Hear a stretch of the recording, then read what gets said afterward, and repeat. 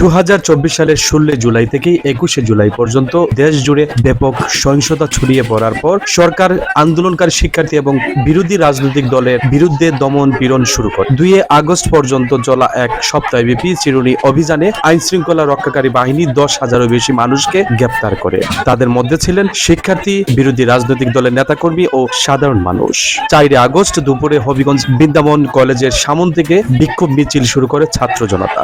হাজার হাজার মানুষের অংশগ্রহণে মিছিলটি শহরের তিনকুনা পুকুরপাড় এলাকায় পৌঁছালে টাউন হল এলাকা অবস্থানরত আওয়ামী লীগ নেতাকর্মীদের সাথে সংঘর্ষ বাধে। সংঘর্ষে নিহত হয় রিপন শীল নামে এক সেলুন কর্মচারী। 1 আগস্ট থেকে 4 আগস্ট এই সময় হবিগঞ্জ ছিল রণক্ষেত্র। এখানে মারা গেছেন 2 জন। বানিয়াচং উপজেলা নিহত হয়েছেন 9 জন। মোট হবিগঞ্জে 11 জন নিহত হয়। হাসিনার পদত্যাগের একদিন আগে ছাত্র জনতা দখল নেয় হবিগঞ্জ। গুলিবিদ্ধ সহ আহত সংখ্যা কয়েকশো। এছাড়া গুলিতে আহত হয়ে কেউ হারিয়েছেন চোখ, কেউ হয়েছেন পঙ্গু। পরের দিন 5 আগস্ট বিকালে 3:45টায় সেনাবাহিনীর প্রধান জেনারেল ওয়াকারুজ্জামানের জাতির উদ্দেশ্যে দেয়া ভাষণের পর হবিগঞ্জ শহরে ছাত্র জনতার বিজয় মিছিল শুরু হয়।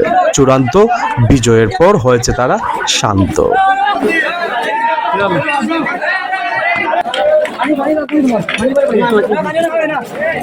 এরা কি কিটা মনে হচ্ছে